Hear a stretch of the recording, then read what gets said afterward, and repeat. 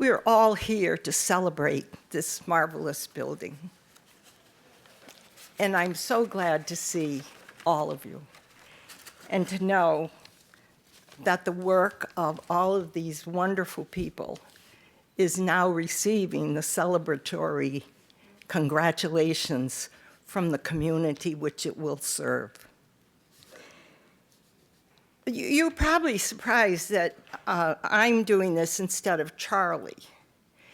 But when I looked at the program and the speakers and the participants, you may agree that there was kind of a lack of gender equity.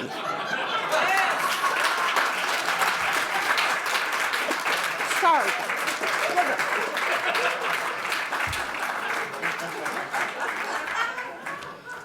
So Charlie graciously stepped back for me.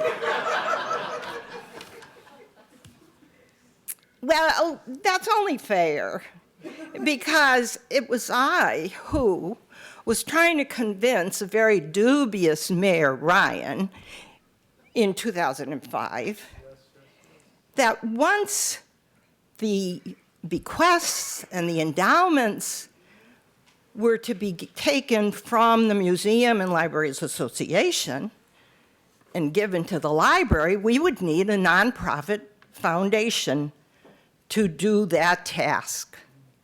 And so, with the help of attorney Brenda Doherty, and I helped a little, Charlie finally agreed that we should have the Springfield Library Foundation, and he was its first president.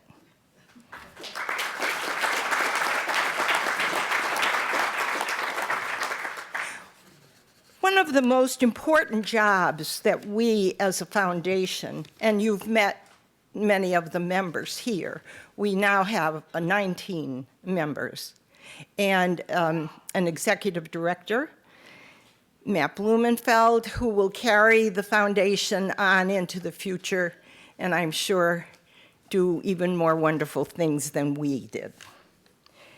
But we needed to understand and appreciate and comply with the wishes of the people who had left their money for the benefit of the library system in Springfield.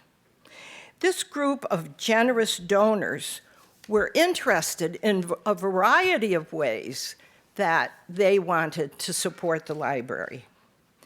And the dates on these gifts to our library range from 1869 to the most recent in 2018. We need a 2019 donor, hurry up.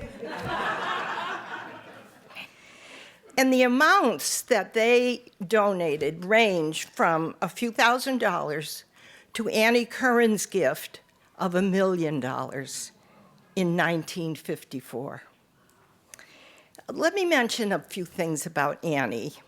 Annie Curran lived on Dartmouth Street, which is in the McKnight district, and in the community around what we called then Winchester Square, now Mason Square. I like to say that she married well because she benefited from the wills of probably 3 husbands.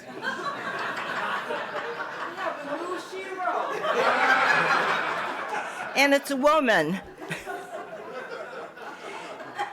Library lore tells us that she would send her chauffeur to the storefront library on Catherine Street at that time to pick up her books. And when she died, she decreed that her gift must be used to build a new library on Winchester Square. And by the time the foundation was formed, her gift had increased to $4 million. And so, thanks to Annie Curran, we now have the wonderful Mason Square Library as it is today. Thus, the foundation became an integral part of the city of Springfield's efforts to support a modern, not just up-to-date, but a leading library system among Massachusetts libraries. And over the past 14 years, the foundation has contributed more than $5 million to our library system for projects, for books, for materials, as well as staff training. So we hope and really struggle to fulfill the wishes of these donors for many, many years in the past and for many, many years to come. We want to thank Mayor Ryan and Mayor Sarno for their continued vigorous practice of supplying vital and crucially important funds from the city budget. Thanks to the city, to the state, and the foundation, this East Forest Park Library we are proudly meeting in is a leader among the libraries in the whole nation. However, this is simply a building, superb as it is, beautiful as it is, well furnished and supplied well as it is. It's just a building. It will come alive only when the most essential ingredient is added to it: the librarians.